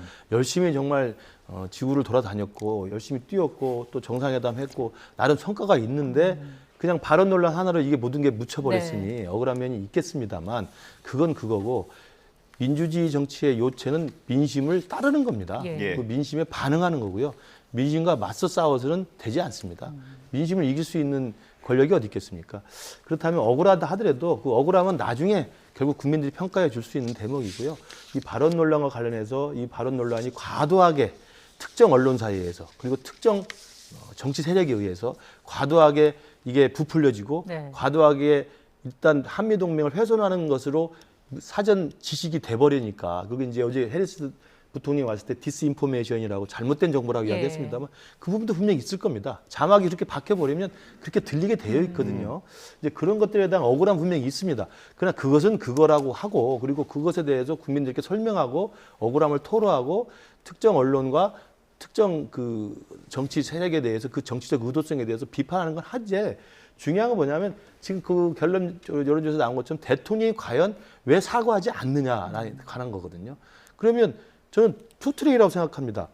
그 바이든이라고 자막을 달아서 특정 언론사와 특정 정치 세력이 서로 결합을 해서 짜가지고 대통령의 신뢰를 흠집으려고 대통령의 순방을 훼손하기 위해서 의도적으로 했을 수도 있죠. 그걸 따지는 건 따지는 거고요. 그와 상관없이 어쨌든 우리 최 교수님도 말씀하십니다만 그 발언 말고 또 명확히 들리는 발언이 있지 않습니까? 예. 이 비속어 발언에 대해서는 국민들이 다 알고 있으면 이 부분에 대해서는 애초에 처음부터 대통령이 그냥 이건 한마이크 사고인데 내가 오랫동안 검사 생활하면서 좀 나도 모르게 나온 것 같습니다. 이게 마이크 잡힌 것 같은데 다시는 이런 일이 없도록 하고 대통령으로서 말의 이 무거움을 내가 느끼는 계기로 삼겠습니다. 네. 이게 사과가 아닐 수도 있는 거잖아요. 그렇게 의견을 표명하고 돌아가면 되는 건데 이게 이제 와서는 대통령 비서실장까지 나서가지고 기억이 없다. 그럼 바이든이 아니고 날리면이라고 기억은 또렷한데 그 비속어 발언은 기억이 없다면 누가 믿겠습니까? 같은 예. 단어 한마디에. 그러니까 그 부분에 대해서도 굉장히 좀 궁색한 거예요, 변명이. 예. 그래서 저는 지금이라도 대통령께서 그리고 대통령실에서 그리고 더 중요한 건 지금 앵커께 질문한 것처럼 정당 지지율이 저렇게 떨어진 것은 그 대통령만 바라보고 대통령의 좀 그 궁색한 변명에 대해서도 집권 여당이 할 말은 해야 되는데 예. 그냥 쫓아가는 형세만 하니 당연히 집권 여당의 지지도가 떨어질 수밖에 없죠. 예. 제 기억으로는 대통령실과 여당 원내 의원들을 포함해서 유감이라는 얘기를 한 사람이 주호영 원내대표밖에 없었던 것 같거든요. 맨 처음에 그랬죠. 예. 그 홍보수석 김은혜 홍보수석이 이게 바이든이 아니고 날리면이라고 확인해 준 다음에 그런 다음에 이 부분이 정리가 됐는데 그에 대한 이제 기자들의 백브리핑 대답에서 이게 야당이라고 지칭했다 하더라도 유감스러운 일이라고 분명히 표현했습니다. 그리고 저도 수도 없이 이야기했습니다. 예. 대통령 사과해야 된다고 말씀드렸는데 지금 사과를 하고 싶지 않은 거예요, 대통령께서. 왜 그럴까요? 뭐 그건 이제 앞으로 봐야 될 것 같습니다. 예. 저 드릴 말씀 여기서 드릴 말씀은 아니고요. 예. 어찌됐든 사과를 하는 것에 대해서 익숙지가 않은 지금 대통령의 스타일이 있습니다. 이게 이제 그런 여러 가지 정치를 시작한 지 얼마 안 된 것도 있고, 그다음에 검찰총장 하다가 바로 대선 후보가 되고 지금 대통령이 당선이 돼서 대통령직을 수행하고 있기 때문에 정치의 어떤 그 자리의 어떤 막중함이라고 할까요? 그다음에 여론의 어떤 무서움이라고 할까요? 이런 것들에 대해서 아직은 좀 체감을 좀 덜하신 측면이 있을 것 같아요. 그래서 그럴수록 그러면 주위에 있는 참모들이 그리고 여당에서 많은 조언들을 하고 직언들을 해드려야 됩니다. 네. 이러시면 안 됩니다. 이러시면은 대통령께서 하시고자 하는 대한민국을 새롭게 발전시키고 대한민국을 고치고자 하는 그 대통령이 하고 싶은 일을 못할 수도 있습니다라고 잘 신뢰에 기반해 설득을 해야 되는 거죠. 예. 지금이라도 대통령이 직접 해명이든 뭐 사과든 하게 되면 상황이 좀 나아질까요? 사과를 안 하면 넘어가기가 좀 쉽지 않을 것 같아요. 왜 다른 상황 같으면 또 다른 이슈가 나오면 또 덮이기도 하고 그러잖아요. 예. 그런데 단어라는 게 워낙 비속어가 나오는 것이라서 예. 그게 이제 뭐 주장이 다르니까 저는 사실 그 비속어로 들렸어요. 사실 개인적으로는. 예. 근데 지금 어쨌든 대통령실이 얘기했던 거잖아요. 한국 국회를 향해서 한 거다. 한국 국회는 야당이잖아요. 그럼 네. 거기에 대한 사과는 해야 되는 거죠. 개인 대 예. 개인이라도 만약에 특정인에게 그랬으면 내가 감정이 격해서 그랬다. 죄송하다. 그럼 풀리는 거예요. 예. 한번 뭐 저기 상대에 대해서 비난했다고 영원히 그게 가는 건 아니잖아요. 그럼 그렇게 하면 되는 건데 그 얘기를 안 하니까 지금 본질은 이 지금 자막을 막 처리한 거다. 게다가 미국이라는 것까지 괄호까지 넣어가지고 막 저도 그건 이해가 좀 안 가는 면이 있긴 있어요. 근데 글쎄 그 부분과 이 사과의 부분은 좀 별개라고 봐요. 예. 만약 그런 그 언론사에 대해서 방송사에 대해서 그런 불만이 있고 그게 정말 조작한 것 같이 느껴진다면 방법은 많이 있잖아요. 그건 그것도 진행하고 네. 비판할 수 있어요. 방송사의 태도나 관점에 대해서 얼마나 비판할 수 있는 거죠. 네. 근데 그 부분과 이 부분 자꾸 같이 두리뭉실 섞으려고 그러면 안 된다 이런 얘기예요. 그건 별로 정직하게 안 보인다는 얘기 자꾸 하는 거예요. 이 지금 정치라는 게 여러 가지 측면이 있습니다만 가장 중요한 건 역시 정직입니다. 결국은. 정직한 걸 당할 재간이 없어요. 팩트가 여기 이쪽에 있는데 이 팩트라도 자꾸 다른 쪽을 아무리 건드려봐야 이건 더 커질 수밖에 없어요. 지금 형국이 딱 그런 형국이라고요. 예. 아무 문제도 아닌 게 막 커져버렸어요 지금. 야당은 막 외교장관 해임 건의 안 내고 저는 야당도 해임 건의 안 내는 것도 과도한 행동이라고 봐요. 예. 요 오늘 보도를 언뜻 보니까 박진 장관보다도 대통령이 사과 안 하고 막 이러니까 그쪽을 할 수밖에 없었다라는 얘기를 하는 거예요 지금 네. 야당도.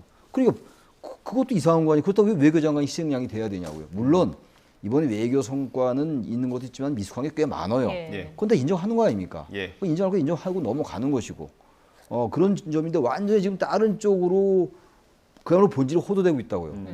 이제 정규국이 열린 상황인데 지금 우리 국민들 귀에는 참 그거밖에 안 들려요. 비서고 했니 안 했니 바이든을 들리니 난리면을 들리니 이제 별 얘기 다 나와요. 지금. 누가 뭐 어느 정치인이 말한 것처럼 대한민국 국민들 다 청력 테스트 해야 될 정도로 왜 이렇게까지 끌고 가냐고요. 예. 그래서 전 지금이라도 늦어도 늦었다가 빠른 거예요. 예. 물론 시기란 게 있긴 있습니다만 네. 야당으로서는 이게 아주 절호의 호재들이죠. 아니 그건 명분이 야당에 더 명분이 주어진다고요. 예. 이거는 양비론으로 간다 하더라도 결국 국정 주도 세력이 더 손해예요. 야당은 남을 비판하고 반대한 당의 오포지션 파티. 네. 오포지션이 반대하는 뜻 아니에요. 예. 지금 국민의힘이 야당 때도 그랬잖아요. 그러면 야당은 그렇게 가는 거예요. 그건 놔두고 그냥 정책으로 뭔가 승부해서 지지를 올려야 될 거 아닙니까? 지지를 올릴 게 뭐가 있어요 지금. 더 손해보는 게 여당이니까 더 정무적 판단을 정확히 해야 되는데 잠깐 이게 지지층 결집으로 생각하는데 이런 걸로는 지지층 결집이 안 될 거다. 그런 마음이 듭니다. 그런 생각이. 말씀하신 박진 외교부 장관에 대한 해임 건의안이 어제 국회 본회의를 통과했습니다. 여야가 지금 격돌을 하고 있는데 영상을 하나 준비해놨거든요. 여야 원내대표 발언을 좀 들어보겠습니다. 민주당이 외교 참사 이렇게 이야기하는데 사실은 실상을 알고 보니까 외교 참사가 아니라 민주당의 억지 자해 참사인 것 같습니다. 우리 속담에 상주보다 곡쟁이가 더 서럽다는 말이 있습니다. 영국, 미국은 다 조문도 잘 돼서 감사하고 미국도 아무 문제 없다고 하는데 우리 민주당만 자꾸 문제 있다 하니까 이게 민주당이 억지로 대한민국을 자해하는 참사가 아니고 무엇이겠습니까?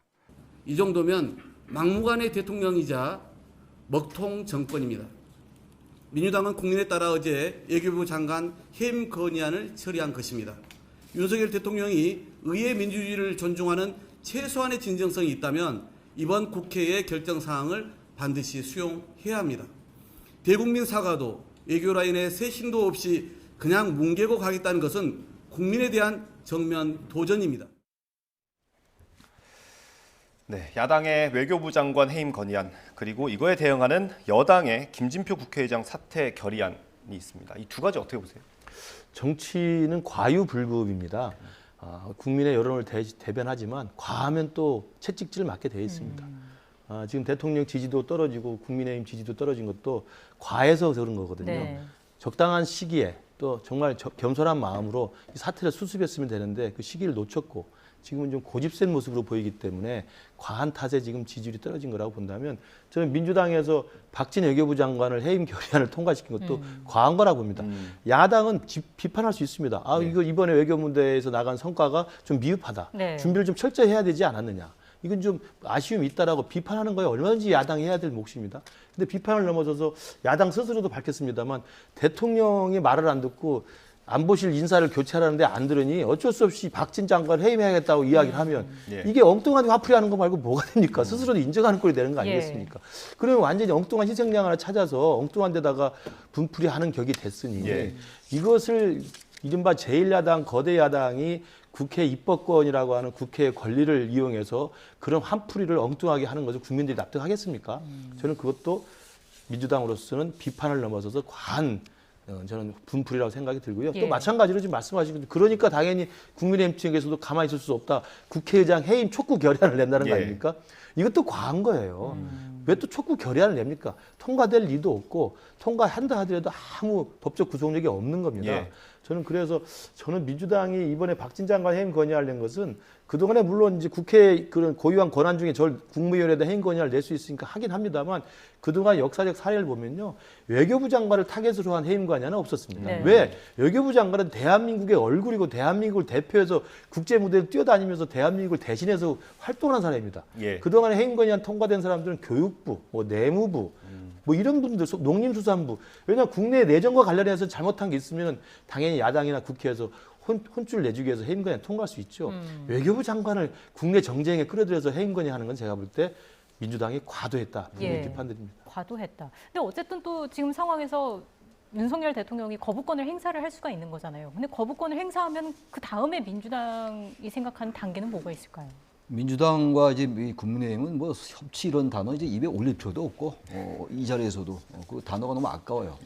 그 얘기는 할 것도 없고 어차피 뭐 이제 100% 99.9% 이제 뭐 받아들이지 않을 것이고 받아들이기 어려워요. 지금 사실 박진 장관을 해임 건의하는 건 받아들이기 어려운데 과거의 예를 보면은 이제 2001년도에 임동원 통일부 장관이 이제 해임 건의안이 됐었고 그때 이제 지금의 여당이 야당이었죠. 그다음에 2003년도가 김두관 행정자치부 장관. 그때 뭐 이제 박진 의원이 대변인이었다는 거 아니에요? 지금 그때 한나라당에. 근데 이 두 분은 다 자진 사퇴했어요. 대통령이 받아들이고 그런 거 떠나서.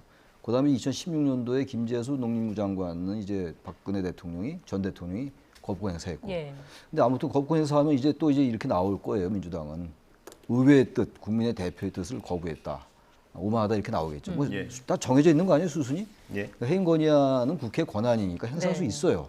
뭐 아무 하자 없죠. 근데 아까 우리 김 교수님 말씀처럼 과유불급이라고 권한이라는 게 말이죠. 좀 다른 얘기는 합니다만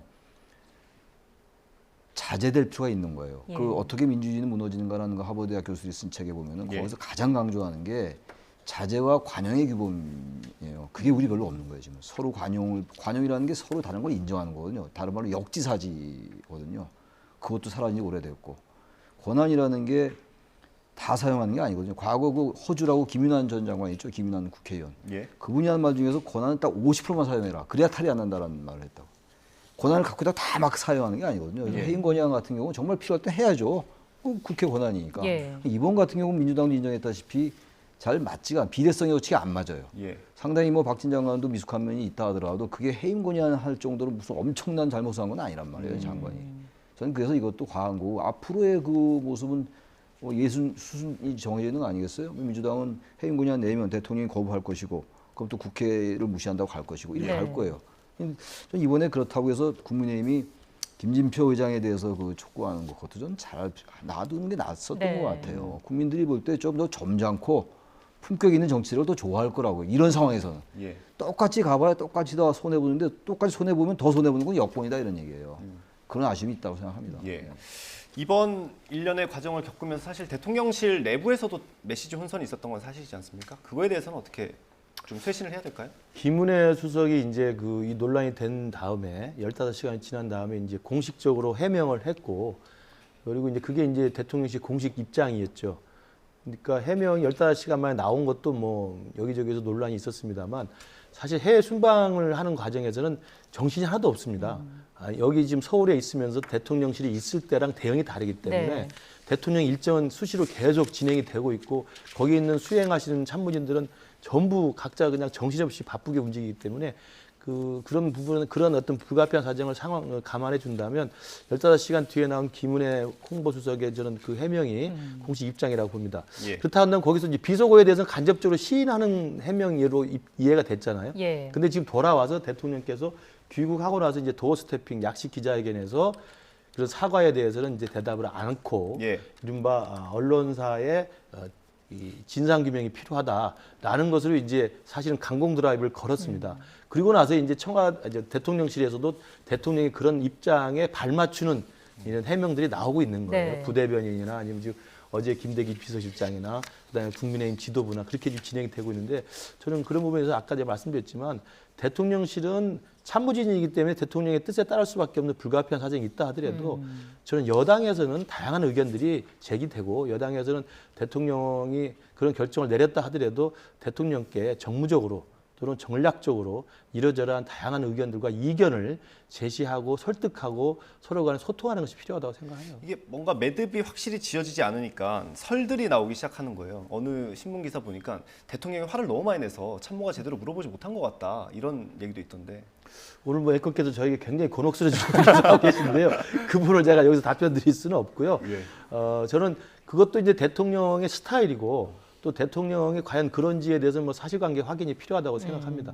그럼에도 불구하고 참모진이나 집권 여당은 어떻게든 우리가 힘을 합쳐서 같이 노력을 해서 정권교체를 성공을 시켰고, 우리가 만들어낸, 우리가 출범시킨 우리의 정부라고 생각을 하는 게 맞지 않겠습니까? 네. 참모진이나 집권 여당이나 저도. 그렇다면 우리가 출범시킨 윤석열 정부의 성공을 위해서 노력하는 것이 최우선의 목표가 된다는 거죠. 그럼 윤석열 정부의 성공을 위해서는 윤석열 정부가 지지율이 높게 나타나야 되고, 총선에서 승리해야 국정 동력의 뒷받침을 받고, 임기 말까지 성공적인 정부가 될 수 있도록 해야 되는 거 아니겠습니까? 네. 그렇다고 한다면 대통령의 입만 쳐다볼 게 아니라 대통령이 성공할 수 있도록 고언과 직언과 충언을 드리는 노력들을 게을리하지 말아야 된다. 이 예. 말씀. 그 말씀 드리니까 지금 생각나는 게 조국 사태 때 네.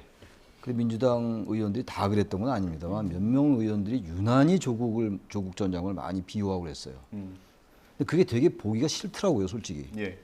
어떤 부분은 뭐 저기 여야의 생각이 그런 게 있고 맞는 게 있을 수가 있는데, 누가 봐도 저건 잘못된 건데 그걸 자꾸 비호하는 거. 예. 최근에 그런 현상이 국민의힘 일부에서 생기기 시작했다고요. 초선의원들 몇 명. 그거 참 경계해야 될 겁니다. 그거 예. 국민들이 제일 싫어하는 게 바로 그런 거예요.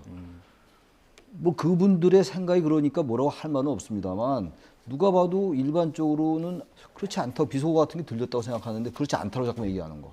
아까도 말씀했지만 저도 말씀드리고, 대통령실도 사실상 공식적으로 인정한 거나 마찬가지잖아요, 비속어에 대해서. 그럼 그걸 다른 쪽으로 해결할 생각을 안 하고 그런 말 한 적이 없다라고 들렸다 그렇게 얘기하는 건 그야말로 공천을 시켜서 찍힐까 봐 그런다고 생각할 수밖에 없어요. 또 과하게 얘기한다. 예. 그런 게 아주 보기 흉한 거예요. 일반 국민들이 볼 때. 다 그런 건 아니라 하더라도. 예. 그런 게 자꾸 전 조국 사태 때 민주당의 일부 의원들이 그런 모습이 자꾸 데자뷰처럼 생각나서 그런 것들이 다 반영되고 자꾸만 지지율에 그 영향을 준다고요. 그런 분들은 전 자신들을 위한 건지 모르겠는데 네. 여권의 그리고 대통령의 성공을 위해서 과연 좋은 일이냐, 좀 그렇게 보지 않습니다. 예. 서로 한 발도 물러섬이 없는 모습을 보이고 있는데, 이걸 바라보는 국민은 또 많은 피로감을 느끼지 않을까라는 생각도 듭니다. 오늘 대담 여기서 마무리하겠습니다. 최창열 용인대 교수, 김근식 경남대 교수 두 분과 함께했습니다. 고맙습니다. 고맙습니다. 네, 고맙습니다.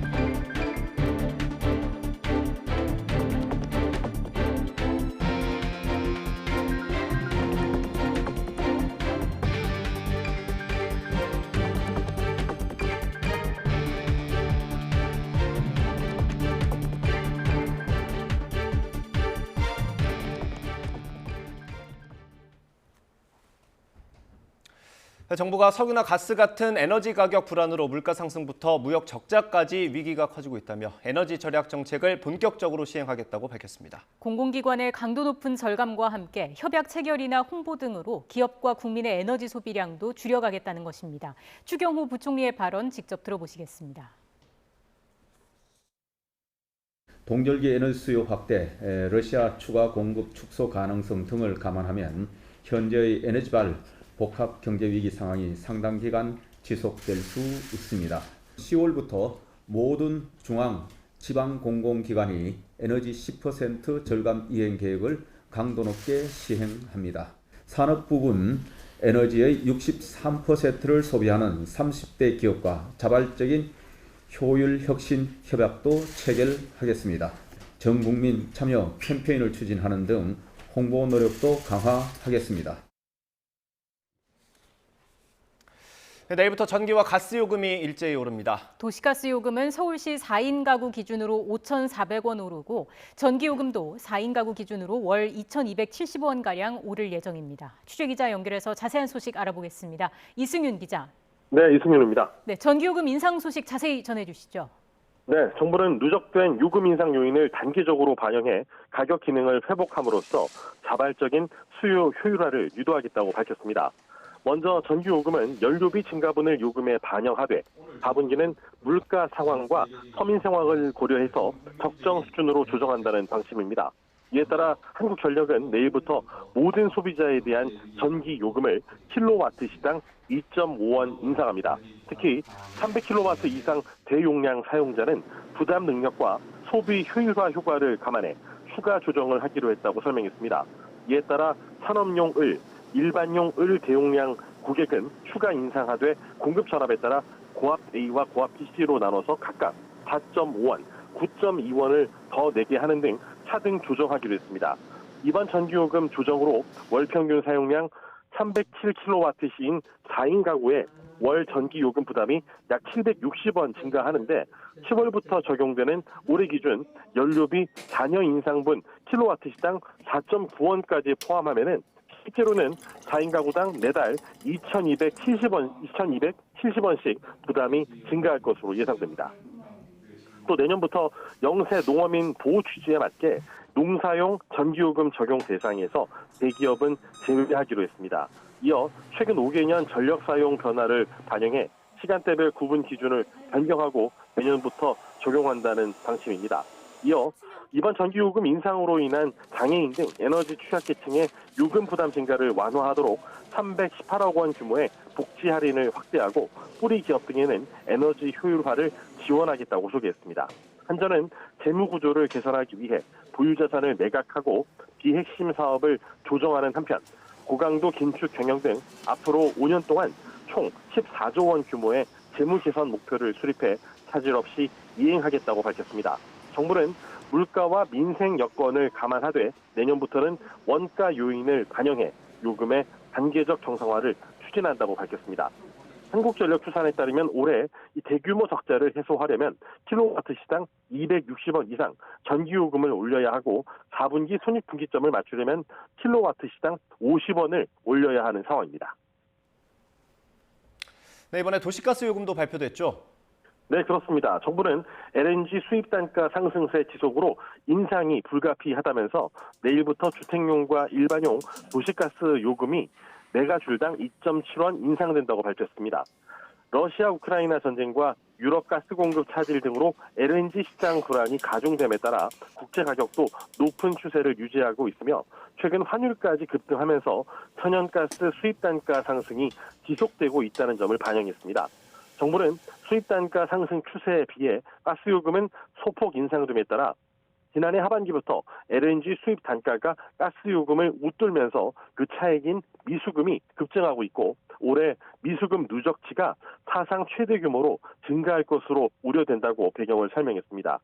특히 이 미수금이 지나치게 축적될 경우에는 이 동절기 천연가스 도입 대금 조달이 어려워지고 천연가스 수급에 차질이 발생할 우려가 있어서 최소한의 수준에서 가스요금 인상을 불가피하게 결정했다고 소개했습니다. 이번 요금 인상에 따라 주택용 요금은 현행 메가줄당 16.99원에서 2.7원 인상된 19.69원으로 음식점 등 영업용 1요금은 19.32원으로 조정됩니다. 인상률로 살펴보면 영업용 15.9, 영업용 1요금은 16.4, 목욕탕 등 영업용 2요금은 17.4% 오른 셈입니다. 좀 더 쉽게 설명하면은 이 서울시의 가구당 평균 가스 요금은 월 평균 33,980원에서 39,380원으로 5,400원 증가할 것으로 예상됩니다. 자, 그리고 고강도 에너지 절약 대책도 발표됐죠. 네, 그렇습니다. 이창양 산업자원통상부 장관은 여전히 에너지 위기감이 부족하고 요금의 가격 기능 마비로 에너지 다소비 저효율 구조가 고착된 상황이라고 진단했습니다. 이에 정부는 에너지 절약과 효율 혁신, 가격 기능 회복과 수요 효율화 유도 등 가능한 모든 정책 수단을 총동원해서 위기 극복과 경제 산업의 체질 개선을 추진하겠다고 강조했습니다. 우선 올겨울 에너지 사용량이 10% 절감을 목표로 범국민 에너지 절약 운동을 전개한다는 방침입니다. 정부와 공공기관이 앞장서서 난방 온도 제한, 난방기 순차 운휴, 조명 소등 등 겨울철 에너지 절감 5대 실천 강령을 시행하기로 했습니다. 국민의 자발적인 에너지 절약 참여를 확산하기 위해 범국민 에너지 다이어트 서포터스를 운영하고 에너지를 절약한 만큼 현금으로 되돌려주는 에너지 캐시백도 확대합니다. 에너지 다소비 기업과는 이 자발적인 효율 혁신 협약을 체결하고 지자체와 함께 에너지 다소비 건물의 효율 개선도 추진합니다. 또 에너지 절약 시설 투자와 효율 향상, 핵심 기술 개발에 대해선 세제 지원이 확대됩니다. 정부는 한전과 가스공사의 사채 발행 한도 상향을 통해서 안정적인 공급 영역도 확보한다는 계획입니다. 이창양 장관은 세계 에너지 상황은 우리에게 위기이자 에너지 소비 구조를 근본적으로 개선할 수 있는 기회이기도 하다면서 국민이 함께할 때 극복할 수 있다고 당부했습니다. 지금까지 경제부에서 YTN 이승윤입니다. 윤석열 대통령은 금융시장 불안이 확산하는 상황과 관련해 정부부터 긴장감을 가지고 준비된 비상조치 계획에 따라 필요한 적기 조치를 하겠다고 강조했습니다. 윤 대통령은 오늘 서울 명동에 있는 은행연합회관에서 제3차 거시금융 상황점검회의를 주재하고 시장과 국민이 안심할 수 있도록 경제부총리를 중심으로 24시간 국내외 경제상황점검 체계를 가동해 한치의 빈틈없이 대응해달라고 주문했습니다. 그러면서 유례없는 강달러 영향으로 우리 금융 외환 시장도 변동성이 커졌고 실물 경제 둔화도 우려되고 있다면서 대외 요인에서 시작된 위기는 우리가 내부적으로 어떻게 대응하느냐에 따라 충격 정도가 결정될 거라고 말했습니다.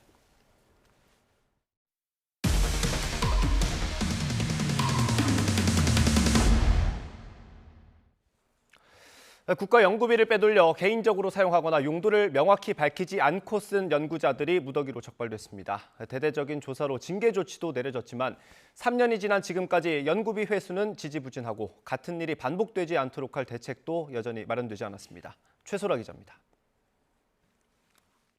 2019년 서울시립대 교수 A씨는 연구물품 판매 업체와 짜고 가짜 구매 내역을 만들어 국가 연구비를 타냈습니다.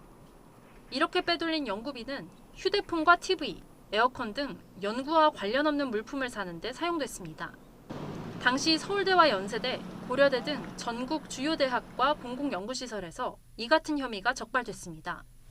이후 정부는 2014년부터 2019년까지 집행된 과제 900여 개에 대한 연구물품 구입비 78억 원을 대상으로 대대적인 조사를 벌였습니다.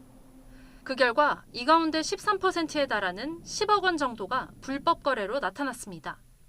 특히 연구비로 휴대폰과 노트북 등 규정상 허용되지 않는 물품을 구입한 횡령 정황은 서울시립대 14건, 서울대 9건 등 모두 37건 적발됐습니다. 이 밖에 업체의 세금 신고 내역은 있지만 실제 거래 내용이 없거나 다른 경우도 341건, 연구비를 과하게 타냈거나 연구비 용도를 명확히 밝히지 않고 주먹국으로 사용한 것으로 전부 연구비 회수 대상입니다. 환경 자체가 이제 대학원생들이 직접적으로 필요한 물품을 이제 구매를 하는 그런 구조입니다. 자체가 연구실 자체가. 그래서 학생들은 그냥 순진해서 그냥 그래도 되구나, 금액만 맞으면 되지라고 하는 그런 부분이라서. 조사 이후 3년이 지난 지금 연구비는 얼마나 회수됐을까? 현장 점검을 하고 이의 신청을 받아 검토하는 등 조사가 지지부진하게 진행되는 동안 회수된 금액은 전체의 27%에 불과했습니다. 더 큰 문제는 지금도 업체와 연구자가 마음만 먹으면 불법 거래를 할 수 있다는 겁니다. 사후 감시 체계나 조사 권한이 있는 전담 기관이 없어 경찰 조사나 제보가 없는 이상 잡아낼 수 없기 때문입니다. 말 그대로 연구비라는 것이 국민의 세금으로 조성된 것이고 지원된 것이기 때문에 허투루 쓰였다면 당연히 이거는 환수 조치를 해야 하고요. 철저하게 이제 조사를 해서 반드시 제재를 하고 환수 조치를 해야 된다고 봅니다. 연구 현장에서는 시급한 연구 환경상 물품 하나하나에 대한 증빙 자료를 내는 것이 현실적으로 쉽지 않아 이 같은 거래가 관행처럼 이루어져 왔다는 하소연도 나옵니다.